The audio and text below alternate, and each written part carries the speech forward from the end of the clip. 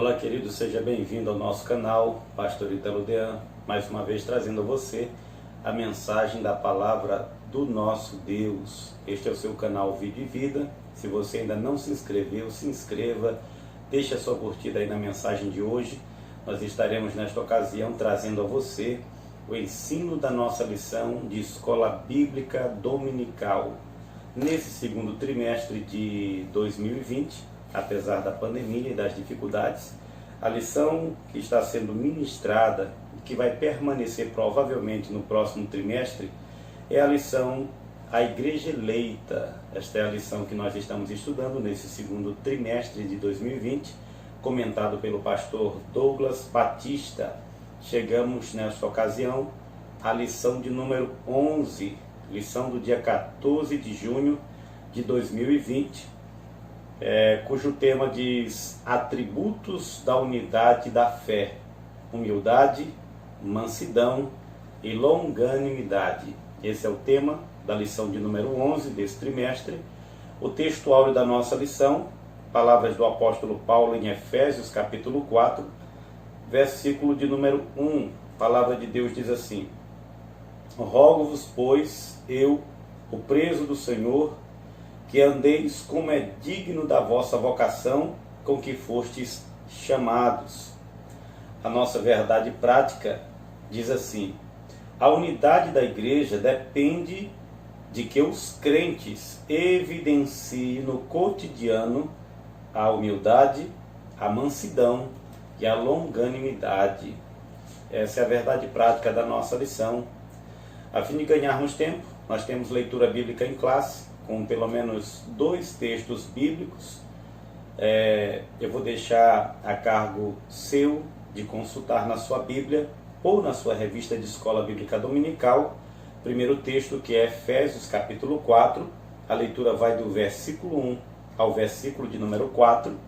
E a segunda leitura também é fruto da pena do apóstolo Paulo, agora na carta aos Colossenses, capítulo de número 1, do versículo 9 ao versículo de número 12, são mais 4 versículos. Primeiro você tem Efésios capítulo 4, do versículo 1 a 4, e depois você tem Colossenses capítulo 1, dos versículos 9 a 12, 8 versículos no total. Você pode fazer a leitura na sua Bíblia e pode fazer a leitura na sua revista da Escola Bíblica Dominical.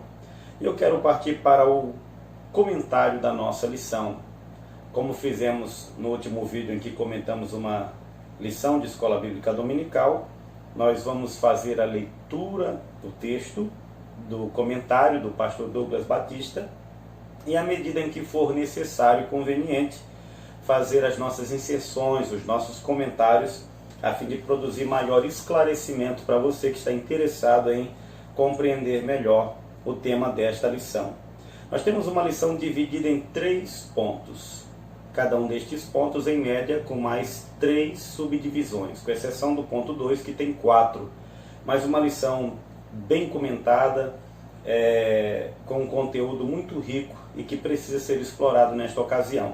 Vamos começar com a nossa introdução. A nossa introdução do comentário diz assim: após concluir a oração intercessória em favor da igreja e ao mesmo tempo estimular os cristãos a viverem para a glória de Deus, está registrado no capítulo 3, versículos 16 a 21 de Efésios, o apóstolo passa então a enfatizar a necessidade da unidade dos crentes. Quando Paulo entra no capítulo de número 4, aqui existe uma ênfase com respeito à necessidade da unidade na igreja. Assim, nesta lição, nós estudaremos as virtudes fundamentais, que são 3 conforme o tema, e vai ser estudado no decorrer do conteúdo aqui de nossa lição. As 3 virtudes aqui mencionadas pelo pastor Douglas Batista como fundamentais, que estão inseridas no apelo de Paulo, são a humildade, a mansidão e a longanimidade. São essas 3 virtudes consideradas fundamentais para que a unidade se torne uma realidade no convívio de uma igreja local. São estas virtudes que levam a igreja a viver uma perfeita unidade conforme prescreve a palavra do nosso Deus. Então essa é a introdução e nós temos aí o primeiro ponto. O primeiro ponto diz o seguinte: para haver unidade é preciso humildade. Para haver unidade é preciso humildade. Pastor Douglas comenta esse ponto dizendo o seguinte: a humildade é uma virtude imprescindível para o fortalecimento da comunhão cristã. Espera-se que os crentes sejam humildes não somente diante de Deus, mas inclusive entre eles. A humildade é uma virtude que o cristão precisa ter não somente diante de Deus, mas inclusive manifestá-la no relacionamento com o seu próximo, com seus irmãos, no caso, no convívio da igreja. A primeira subdivisão apresentada pelo pastor Douglas diz assim: o modo digno do viver cristão. No capítulo 4, versículo 1, o apelo de Paulo começa rogando aos crentes na igreja em Éfeso que eles andem de acordo com a vocação com que foram chamados por Cristo. Existe algo que se espera como um procedimento natural da parte daqueles que professam fé em Jesus. E nesse primeiro ponto, então, o que nós temos é o apelo chamado para a humildade. O modo digno do viver cristão é designado pelo pastor Douglas como a conduta geral do crente, que é o destaque nessa seção da carta. O apelo apostólico é logicamente para que os crentes vivam de acordo com o padrão daquela vida que se espera das pessoas que nasceram de novo e que agora foram inseridas no corpo de Cristo. A nossa conduta diária deve corresponder à chamada recebida para ser um membro do corpo de Cristo, que é a igreja.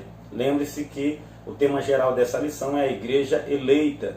E no decorrer dessa carta, Paulo ele apresenta conselhos práticos, principalmente a partir do capítulo de número 3, sobre o modo de viver cristão, sobre aquilo que se espera como um procedimento comum e natural daqueles que realmente nasceram de novo e fazem parte da igreja de Jesus. E o pastor Douglas Batista, discorrendo sobre essa carta, chega à lição de número 11, então trazendo um estudo sobre as palavras de Paulo no capítulo 4. Então, nessa primeira subdivisão, o apelo de Paulo é para que os crentes vivam à altura do chamado que receberam de Deus para fazer parte da igreja.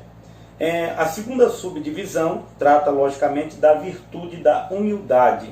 Pastor Douglas diz assim: para os povos pagãos, a humildade não era uma virtude, pelo contrário, era considerada uma atitude negativa. Era como se fosse uma fraqueza de caráter e falta de amor próprio.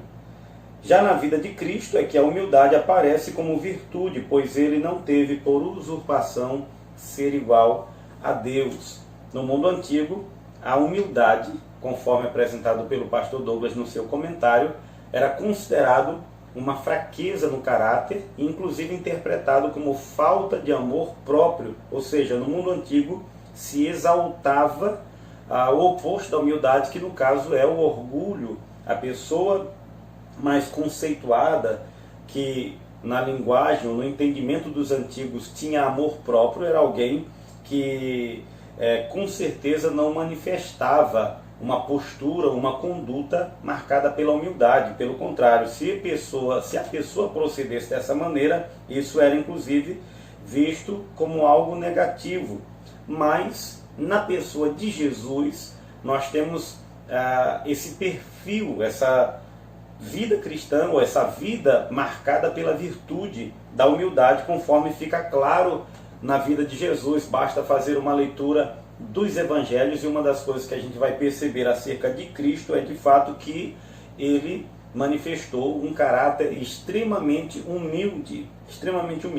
A humildade de Cristo é tão evidente, tão comprovada nos textos do Novo Testamento, que ela é inclusive louvada pelo apóstolo Paulo na sua carta aos Filipenses. Quem já leu Filipenses, capítulo de número 2, especialmente a partir do versículo 5, onde Paulo faz também um apelo aos irmãos daquela igreja que imitem o comportamento do Senhor Jesus. Nas palavras de Paulo, no apelo de Paulo, é para que os cristãos da igreja na cidade de Filipos, eles tenham o mesmo sentimento que também houve em Cristo Jesus. E aí ele vai pronunciar com aquelas palavras, aquelas palavras clássicas, onde ele diz: o qual, mesmo subsistindo na forma de Deus, não teve por usurpação ser igual a Deus. Pelo contrário, humilhou-se a si mesmo e foi assumir a forma de um servo. Foi obediente até a morte. Na linguagem do apóstolo Paulo, em virtude da sua humildade, Deus soberanamente exaltou a Cristo. Mais uma palavra aí animadora para o coração dos crentes. A humildade, ela pode provocar alguns prejuízos, pode parecer que você está sendo passado para trás, parece que você não está fazendo uso ou usufruindo dos seus direitos, parece que você está sendo prejudicado, lesado na sua maneira de agir. Mas de acordo com o apóstolo Paulo, existe uma recompensa divina para aqueles que procedem com humildade. O próprio Jesus é um modelo disso.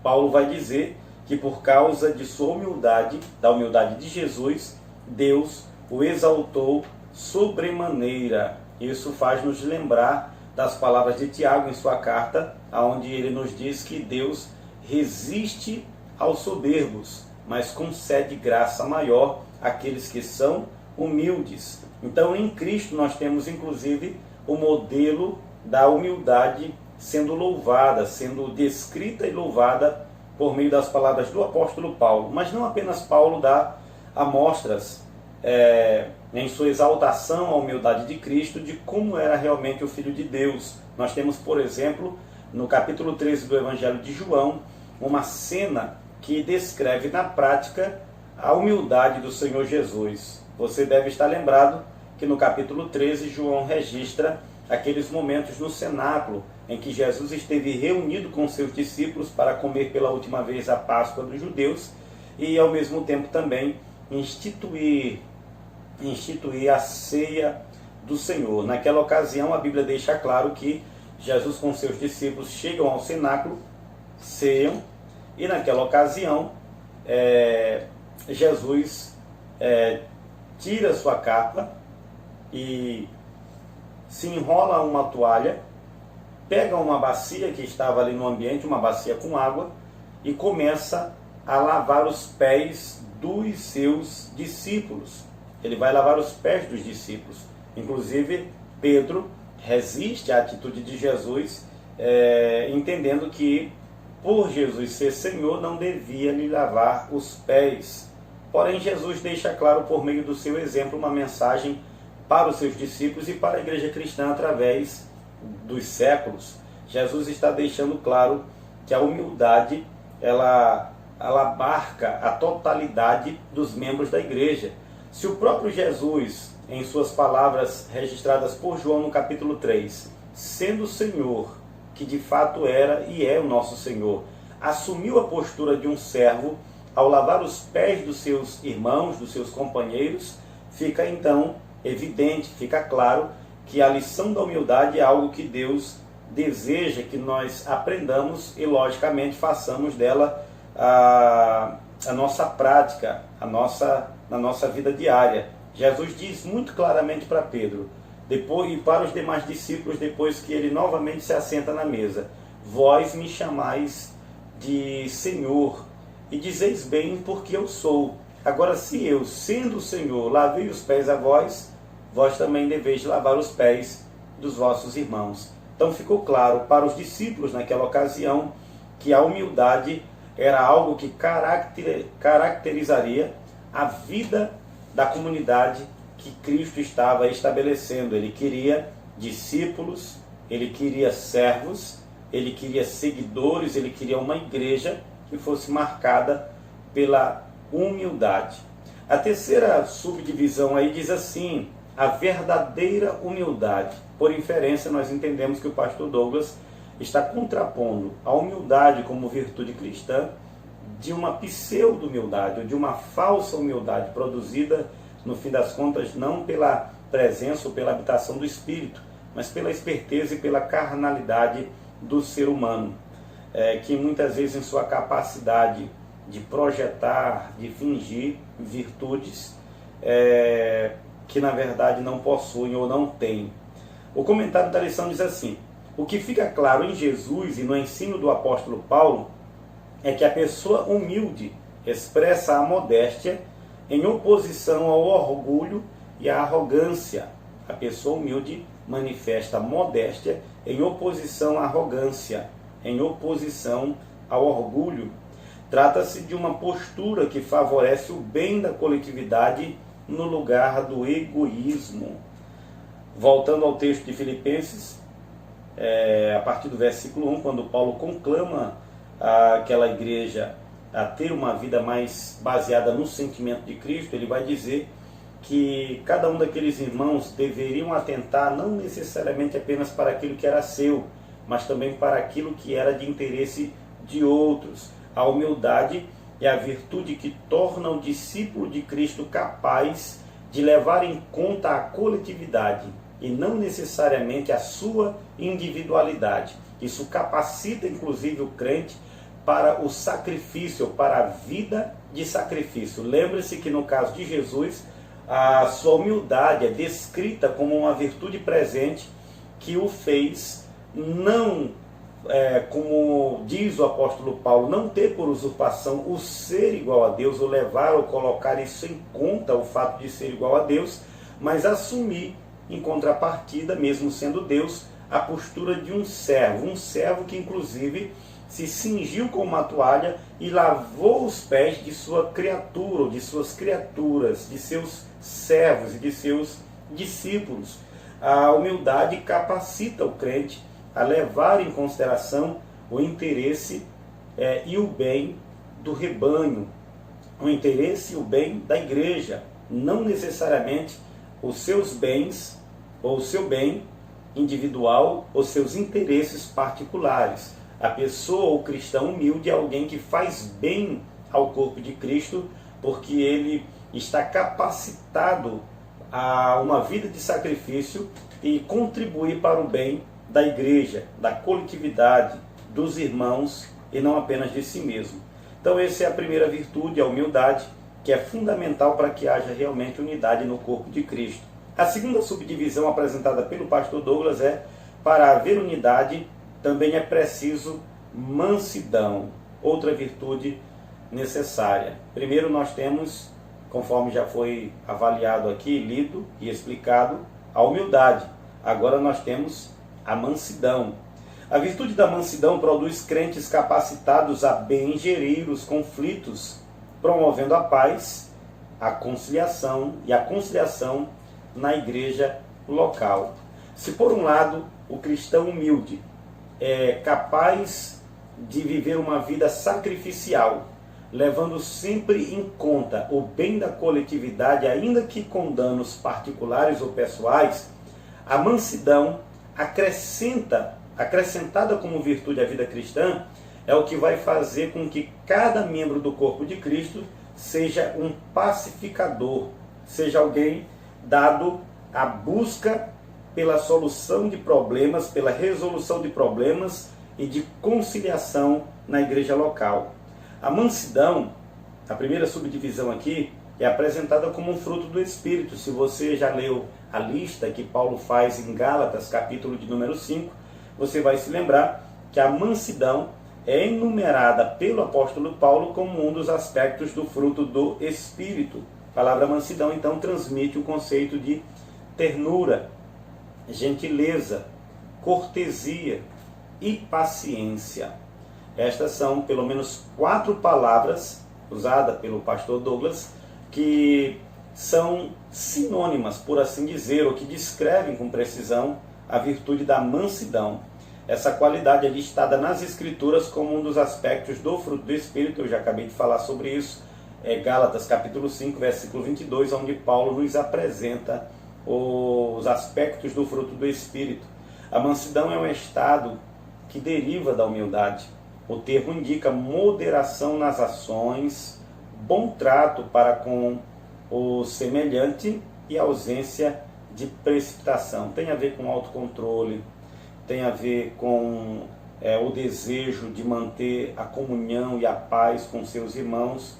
É algo que logicamente se torna fundamental e necessário para o convívio e para o relacionamento. Nós sabemos que apesar da igreja ser o grupo dos redimidos, daqueles que foram purificados pelo sangue de Jesus, daqueles que têm comunhão com o Filho de Deus e que nasceram de novo, sabemos que apesar de tudo isso ainda se trata da convivência de seres humanos e por essa razão eventuais problemas de relacionamento vão surgir no seio da igreja, vão aparecer no rebanho, ou no meio do rebanho, mas é justamente com a mansidão que os crentes conseguirão superar essas divergências, essas crises de relacionamento que, vez por outra, acabam surgindo no relacionamento de uma igreja local. Aqueles que são capacitados, aqueles que têm o Espírito de Deus e que têm a mansidão, têm a virtude da mansidão, são justamente aqueles que contribuem para a paz no meio do rebanho de Cristo. A segunda subdivisão, grandes exemplos de mansidão. É mencionado aqui Moisés e o próprio Cristo. No caso de Moisés, nós temos uma referência no livro de Números, no capítulo de número 12, versículos 1 e 2, onde o autor sagrado faz referência dizendo que naqueles dias não havia nenhum varão tão manso quanto Moisés em toda a terra. Então Moisés no Antigo Testamento aqui aparece como a prefiguração, a personificação de um indivíduo manso, conforme o projeto ou o plano de Deus para o seu povo. No Novo Testamento, nenhum outro exemplo também é tão importante quanto o próprio Senhor Jesus. Essas palavras de Cristo estão registradas no Evangelho de Mateus, capítulo 11, onde o próprio Senhor Jesus convida-nos a ir a Ele, e uma das características que ele fala, ou que ele descreve acerca de si mesmo, é que ele é manso e humilde. Tanto a primeira virtude já estudada, quanto a segunda agora abordada, elas estão presentes e evidentes na pessoa de Cristo Jesus, o nosso Senhor. Terceira subdivisão, a verdadeira mansidão. Pessoas com essa virtude são disciplinadas e capacitadas a perseverar, inclusive na perseguição. Capacitadas a perseverar na perseguição. São pessoas que são capazes de suportar o sofrimento com maior perseverança, mesmo por causa de sua fé. Os mansos, inclusive, eles têm a promessa de herdarem da parte de Deus o bem do Senhor na terra. O comentarista continua dizendo que estas pessoas mansas, elas não revidam os maus tratos sofridos, não se apressam a emitir juízo, não cedem às provocações e nem dão espaço para ressentimentos. É um perfil extraordinário. Tão extraordinário que, a julgar pelo procedimento, pelo comportamento que via de regra é observado na conduta cristã atual, parece até ser utópico, parece até ser inatingível, mas eu quero deixar bem claro que isso é possível como resultado de uma vida cheia do Espírito, de uma vida plena do Espírito. Afinal de contas, se a mansidão é um fruto do Espírito, a presença do Espírito em nossa vida, inevitavelmente irá nos capacitar a uma postura onde fica evidente a mansidão em nossa vida. Essa virtude não significa fraqueza ou sentimento de inferioridade. Pelo contrário, indica o mais seguro controle emocional.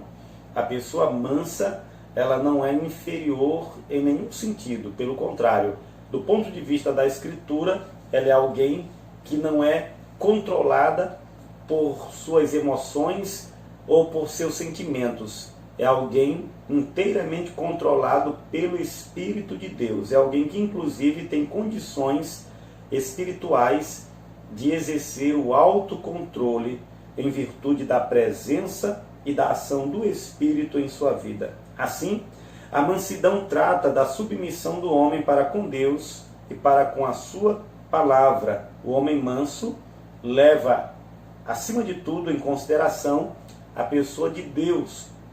E, em segundo lugar, as palavras proferidas pelo Senhor. Ele tem uma preocupação que excede as circunstâncias e que o impulsiona a buscar, ainda que com sacrifício, com danos, a agradar a Deus e a ser fiel à sua palavra. É a presença do Espírito Santo propiciando suavidade e domínio próprio, conforme Romanos capítulo 8, versículo 10. Quarta subdivisão, mansidão pressupõe conciliação. Mansidão pressupõe conciliação. Aqui eu sublinhei apenas a última parte dessa leitura para deixar claro para vocês o quanto isso é importante, o quanto a mansidão é uma virtude importante.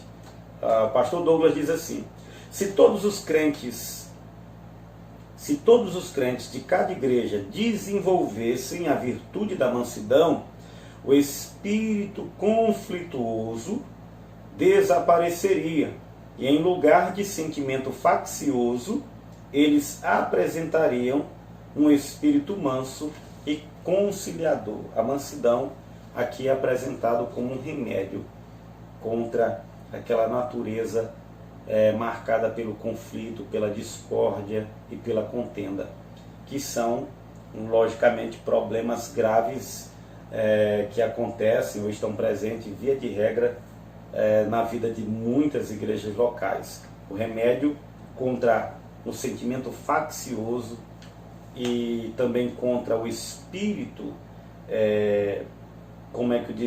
conflituoso, segundo as palavras do próprio pastor Douglas, seriam eliminados.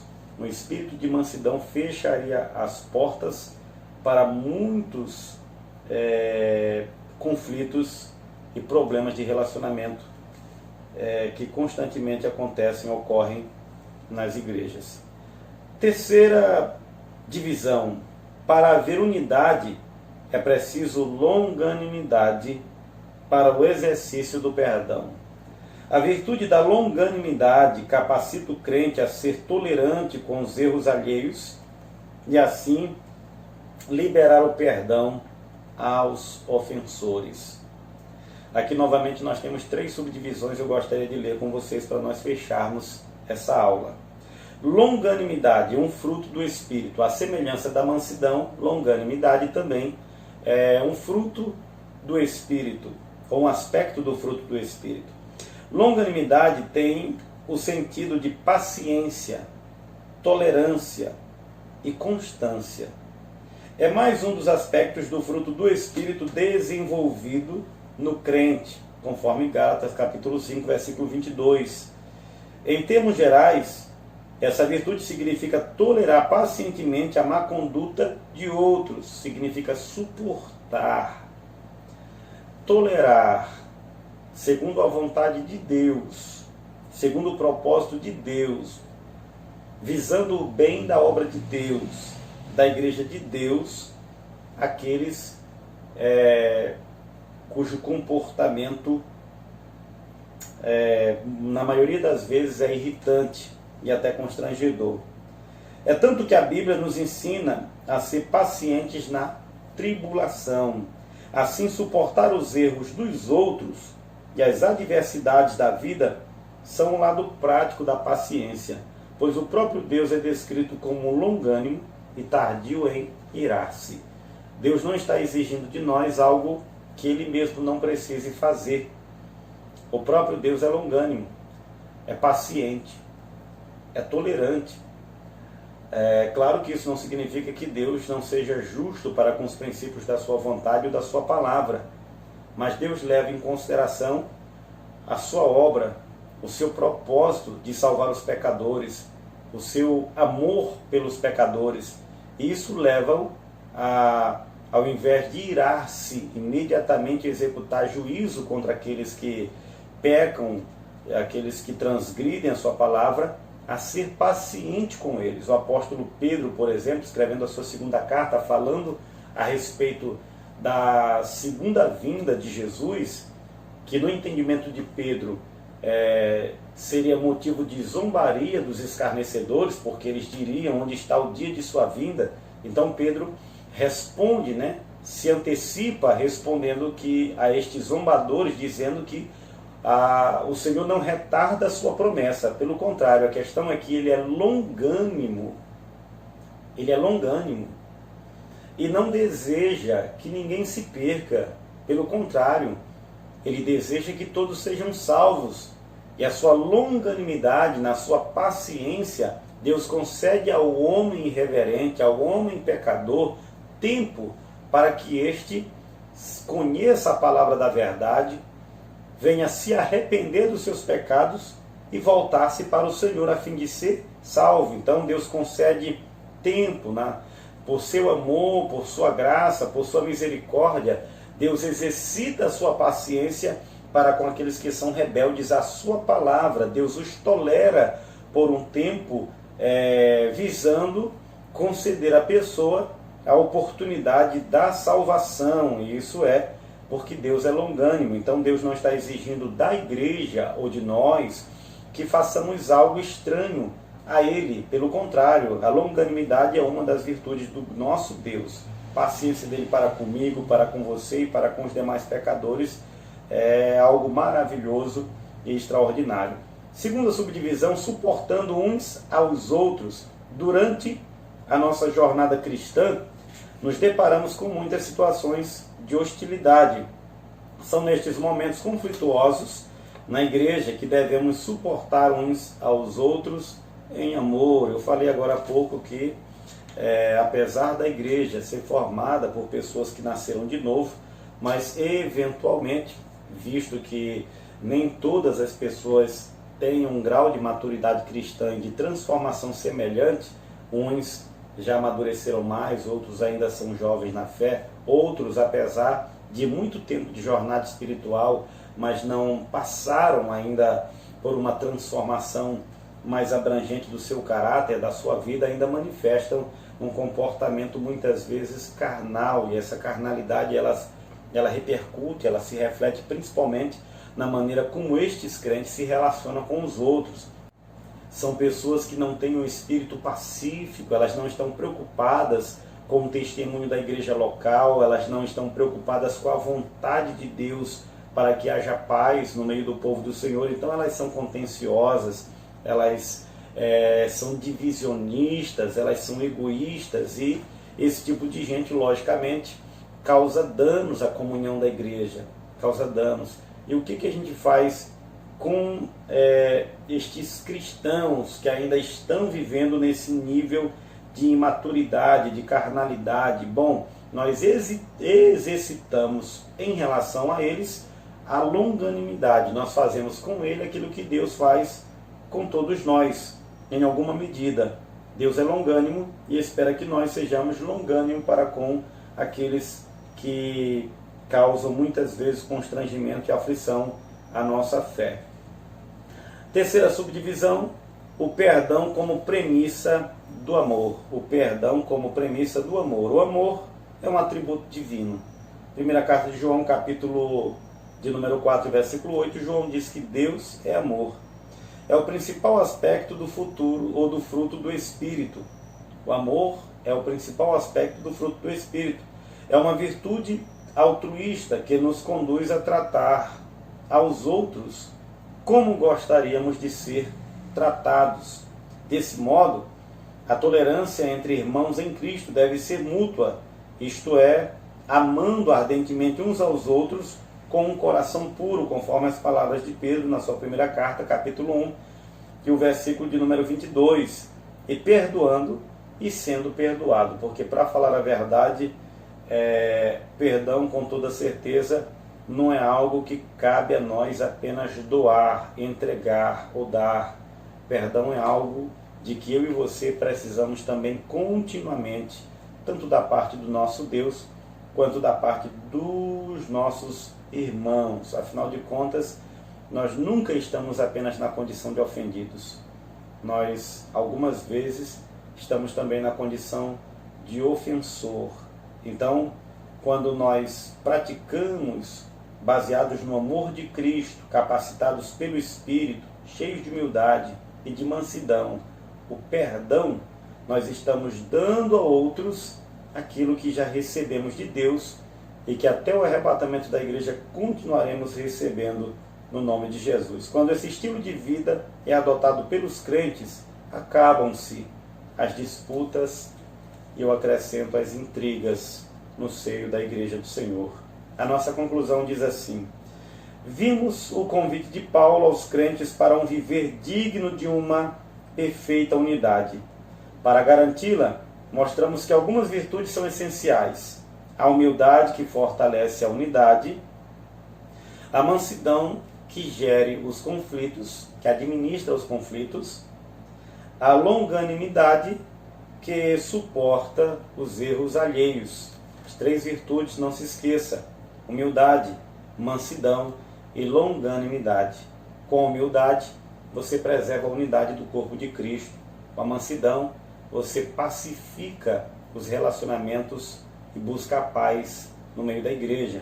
E com longanimidade, você suporta aquilo que é aparentemente insuportável. Pela graça de Deus, você também preserva a unidade do corpo dos crentes. Quando os crentes vivem essas virtudes, as dissensões desaparecem e o nome de Jesus Cristo é glorificado. Louvado seja Deus. Aqui nós temos a conclusão da nossa lição. Eu espero que você tenha assimilado alguma coisa do que nós acabamos de compartilhar com você. São as virtudes essenciais que possibilitam a unidade no seio da igreja: a humildade, a mansidão e a longanimidade. Deus nos abençoe e nos conceda a graça suficiente para que estas virtudes deixem de ser apenas conceitos e se tornem uma realidade na prática, na vida das igrejas locais, consequentemente no corpo de Cristo que aguarda o arrebatamento. Eu quero agradecer a Deus pela sua atenção. Quero lembrar você, caso ainda não tenha se inscrito em nosso canal, faça a sua inscrição, deixe aí o seu like, compartilhe esse vídeo. Deus continue abençoando a sua vida. Para mim é sempre um prazer poder compartilhar com você a mensagem do nosso Deus. Espero que Deus continue abençoando a sua vida, a sua família, o seu lar e até um próximo vídeo do nosso canal. Compartilhe essa mensagem, Deus abençoe. Até a próxima, se Deus assim nos permitir. Um abraço.